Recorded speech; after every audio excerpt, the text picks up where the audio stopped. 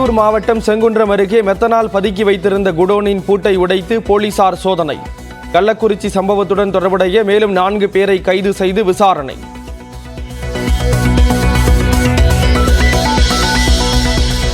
கள்ளக்குறிச்சியில் கள்ளச்சாராயம் அருந்தியதால் உயிரிழந்தவர்களின் எண்ணிக்கை 57ஆக உயர்வு. முக்கிய குற்றவாளி சின்னதுரை உள்ளிட்ட 3 பேர் மீதான வழக்கை கொலை வழக்காக மாற்றியது சிபிசிஐடி.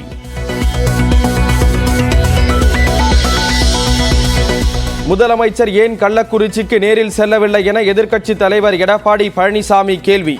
ஆளும் கட்சியினருக்கு தொடர்பு இருப்பதால் சிபிஐ விசாரிக்க வேண்டும் என மீண்டும் வலியுறுத்தல். தேர்தல் தோல்வியை மறைக்க எடப்பாடி பழனிசாமி முயற்சி செய்வதாக அமைச்சர் ரகுபதி காட்டம். ஒளிவு மறைவின்றி நடவடிக்கை இருப்பதால் சிபிஐ விசாரணை தேவையில்லை என பதில். கள்ளச்சாராய சம்பவத்தை கண்டித்து தமிழ்நாடு முழுவதும் பாஜகவினர் தடையை மீறி போராட்டம்.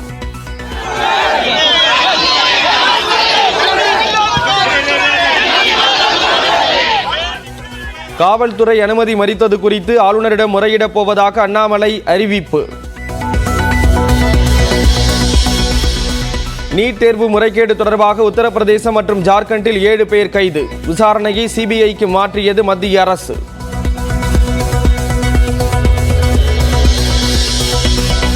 இன்று நடைபெற இருந்த முதுநிலை நீட் தேர்வு ஒத்திவைப்பு. நேற்றிரவு திடீர் அறிவிப்பு வெளியிட்ட மத்திய சுகாதாரத்துறை அமைச்சகம்.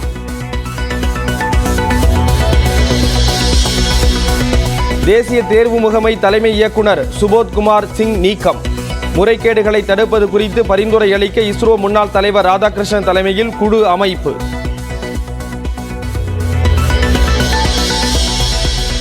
மாணவர்களின் எதிர்காலத்திற்கு மோடி அரசு கடும் அச்சுறுத்தலாக உள்ளதாக ராகுல் காந்தி குற்றச்சாட்டு. முதுநிலை நீட் தேர்வு ஒத்திவைக்கப்பட்டது அரசின் தோல்வி மற்றொரு உதாரணம் என விமர்சனம்.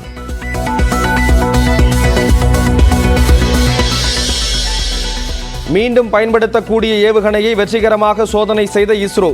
ஏற்கனவே 2 முறை சோதனை நடந்த நிலையில் 3வது சோதனையும் வெற்றி பெற்றதாக வீடியோவுடன் பதிவு.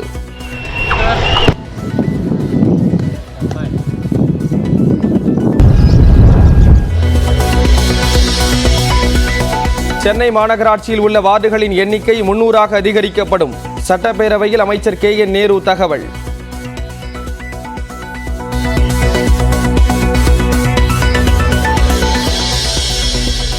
கச்சத்தீவு அருகே மீன்பிடித்துக் கொண்டிருந்த ராமேஸ்வரம் மீனவர்கள் 18 பேரை சிறைபிடித்த இலங்கை கடற்படை. 3 விசை படகுகளையும் பறிமுதல் செய்து அட்டூழியம்.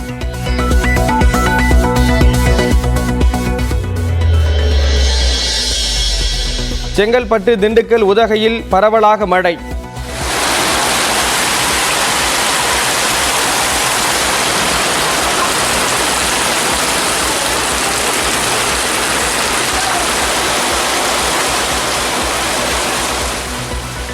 புதுக்கோட்டை மற்றும் விழுப்புரம் மாவட்டங்களில் இரவிலும் நீடித்த மழையால் தணிந்த வெப்பம்.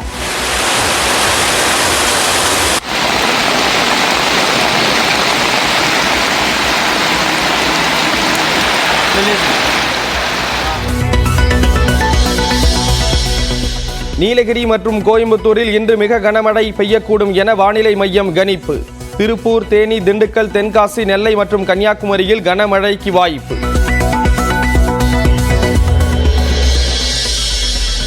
சென்னை நீலாங்கரையில் விஜயின் பிறந்தநாள் கொண்டாட்டத்தின் போது சிறுவன் கையில் பற்றிய தீ. பெட்ரோல் ஊற்றி தீ வைத்து ஓடுகளை உடைக்கும் சாகசத்தின் போது விபரீதம்.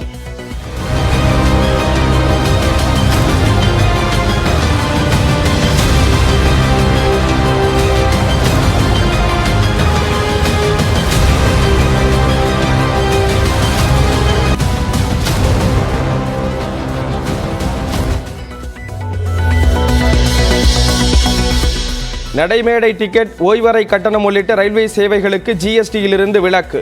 மத்திய நிதியமைச்சர் நிர்மலா சீதாராமன் தலைமையில் நடைபெற்ற ஜிஎஸ்டி கவுன்சில் கூட்டத்தில் முடிவு.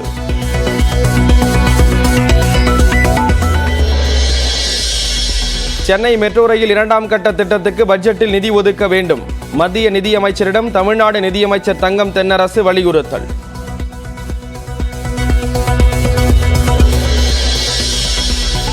விஜய் நடிக்கும் கோட் படத்தின் 2வது பாடல் வெளியீடு. விஜய் மற்றும் ஏஐ தொழில்நுட்பத்தில் பவதாரணியின் குரலில் உருவான பாடலுக்கு ரசிகர்கள் வரவேற்பு.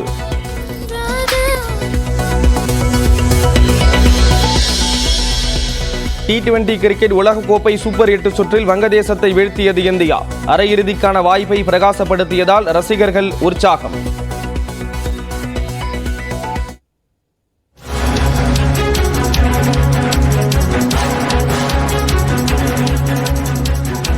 கள்ளக்குறிச்சியில் கள்ளச்சாராயம் குடித்து உயிரிழந்தவர்களின் எண்ணிக்கை 57ஆக உயர்ந்திருக்கிறது.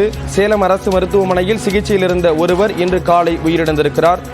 விவரங்களை வழங்குவதற்காக இணைகிறார் செய்தியாளர் செந்தில். தகவல்களை பகிர்ந்துக்கலாம். ஸ்ரீராம், கள்ளக்குறிச்சி கருணாபுரம் பகுதியில் கள்ளச்சார சம்பவத்தில் கடந்த 2 தினங்களுக்கு முன்பு ஏறக்குறைய 55 பேர் உயிரிழந்தனர். இந்நிலையில் கள்ளக்குறிச்சி அரசு மருத்துவமனையில் சிகிச்சை பெற்று வந்த மதன் என்பவர் சேலம் அரசு மருத்துவமனைக்கு மேல் சிகிச்சைக்காக கொண்டு செல்லப்பட்டார். அவர் கொண்டு செல்லும் பொழுது இன்று அதிகாலையில் பாதி வழியிலேயே உயிரிழந்து விட்டார். இதேபோல் சேலம் அரசு மருத்துவமனையில் சிகிச்சை பெற்று வந்த மாரிமுத்து என்பவரும் சிகிச்சை பலனின்றி அங்கு பரிதாபமாக உயிரிழந்தார். இதனால் பலி எண்ணிக்கை தற்பொழுது 57ஆக உயர்ந்துள்ளது. ஸ்ரீராம், இப்போ பாதிக்கப்பட்டு சிகிச்சையில் இருக்கக்கூடியவங்களுக்கு என்ன மாதிரியான சிகிச்சைகள் வழங்கப்பட்டு இருக்கு? அவங்களுடைய உடல் நலம் அப்படிங்கிறது எந்த அளவுல இருக்கு? தற்பொழுது கள்ளக்குறிச்சி அரசு மருத்துவமனையை பொறுத்தவரையில் ஏறக்குறைய 105 பேர் சிகிச்சை பெற்று வந்தனர். அதில் மதன் என்பவர் உயிரிழந்து விட்டார். மேலும் சிகிச்சை பெற்று வரும் 104 பேரில் ஒரு 7 நபர்கள் தீவிர சிகிச்சை பிரிவிலும் மற்றவர்கள் சாதாரண வார்டுக்கும் மாற்றப்பட்டுள்ளனர். இந்த 7 பேரின் உடல்நிலை மிகவும் கவலைக்கிடமாக இருப்பதாக மருத்துவமனை வட்டாரங்கள் கூறுகின்றன. ஸ்ரீராம், விவரங்களை வழங்கியதற்கு நன்றி செந்தில்.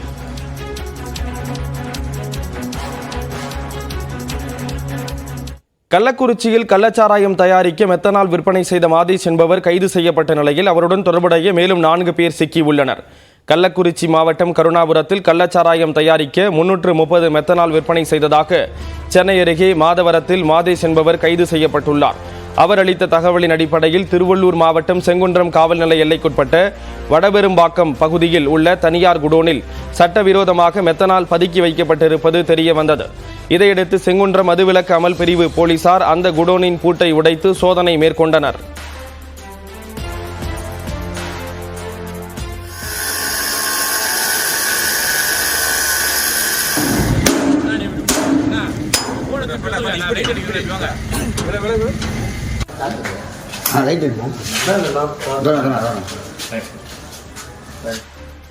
அப்போது ரசாயன கிடங்கில் உரிய அனுமதியின்றி மெத்தனால் பதுக்கி வைத்திருந்த 4 பேரை கைது செய்தனர். அவர்களிடம் நடத்திய விசாரணையில் கொருக்குப்பேட்டை பகுதியைச் சேர்ந்த கௌதம், மாதவரம் பகுதியைச் சேர்ந்த பாஞ்சிலால், திருவண்ணாமலை மாவட்டத்தைச் சேர்ந்த ராம்குமார் மற்றும் பரமசிவம் என்பது தெரிய வந்தது. இவர்களுக்கு மெத்தனால் எங்கிருந்து கிடைத்தது என்ற கோணத்தில் போலீசார் விசாரணை மேற்கொண்டு வருகிறார்கள்.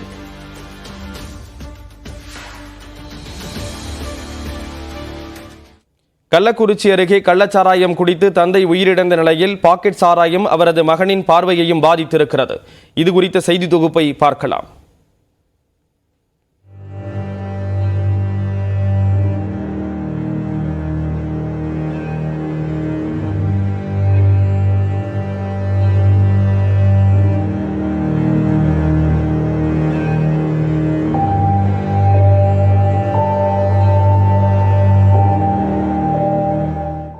கள்ளச்சாராய உயிரிழப்புகள் ஒட்டுமொத்த கருணாபுரம் கிராமத்தையே கலங்க வைத்துள்ளது. செக்யூரிட்டி வேலை பார்க்கும் செல்வராஜின் குடும்பத்தினரும் மீளா துயரத்தில் உள்ளனர். கருணாபுரத்தைச் சேர்ந்த செல்வராஜ் புதுச்சேரியில் பணியாற்றி வந்த நிலையில் நிகழ்ச்சி ஒன்றில் பங்கேற்பதற்காக சொந்த ஊருக்கு வந்துள்ளார். அப்போது அவரும் அவரது தந்தையும் கள்ளச்சாராயம் அருந்தி உள்ளனர். செல்வராஜ் மீண்டும் பணி நிமித்தமாக புதுச்சேரிக்கு சென்ற நிலையில் கள்ளச்சாராயம் குடித்திருந்த அவரது தந்தை அன்றைய தினமே உயிரிழந்தார். தந்தை உயிரிழந்ததை தொடர்ந்து அவசரமாக ஊருக்கு திரும்புமாறு செல்வராஜுக்கு அவரது குடும்பத்தினர் அழைப்பு விடுத்தனர். அது எங்கள் அப்பாவும் குடிச்சிருக்காரு, அண்ணாவும் குடிச்சிருக்காரு. 2 பேரும் சொல்லவும் கிடையாது. அதில் எங்கள் அப்பா வீட்டிலே இருந்துட்டாரு, அண்ணா பாண்டிச்சேரி போயிட்டாரு.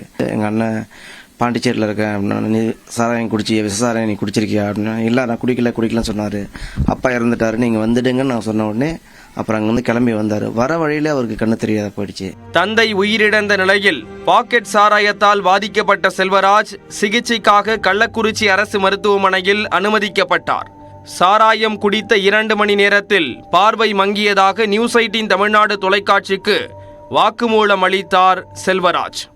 பூரா பஸ் பத்தாம் தெரியுது, ரோட பத்தாம் தெரியுது, எல்லாம் மஞ்சளா தெரியும். அப்புறமா இறங்க சரி கண் பார்வை பாண்டிச்சேரியில அப்புறம் ஒண்ணு ரிட்டர்ன் பண்ணிட்டா.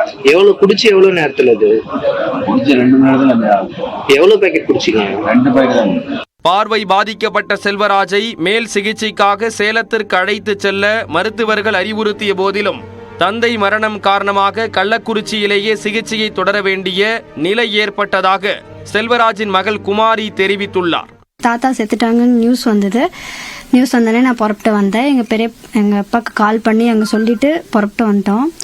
மதியமாக ஒரு நியூஸ் வந்தது, நாங்கள் டெத்தில் இருக்கும்போது நியூஸ் வந்தது, இந்த மாதிரி கண்ணு மங்கலாகுது, மயக்கம் வருது அப்படின்னு ஃபோன் பண்ணி வந்து சொன்னோடனே எங்கள் அண்ணி எல்லாம் போயிட்டு ரொம்ப மண்டைக்கு ஏறிடுச்சு அப்படின்னு சொன்னாங்க. ரொம்ப சீரியஸாக அட்மிட் பண்ணியிருக்கோம் அப்படின்னாங்க.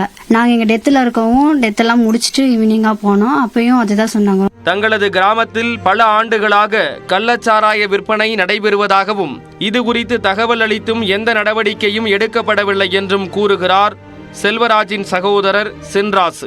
இந்த விஷசாராயம் எப்படி வந்துச்சு அப்படின்றது பொறுத்த அளவுக்கு ஊர் மக்கள் எல்லாத்துக்குமே தெரியும். கிட்டத்தட்ட 40 வருடங்களாக இந்த விஷசாராயம் நடத்திக்கிட்டு தான் இருக்கிறாங்க.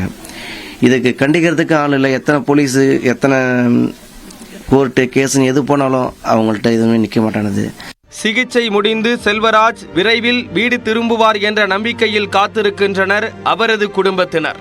நியூஸ் 18 தமிழ்நாடு செய்திகளுக்காக செய்தியாளர்கள் பாலவேல் சக்கரவர்த்தி மற்றும் ரகுவரன்.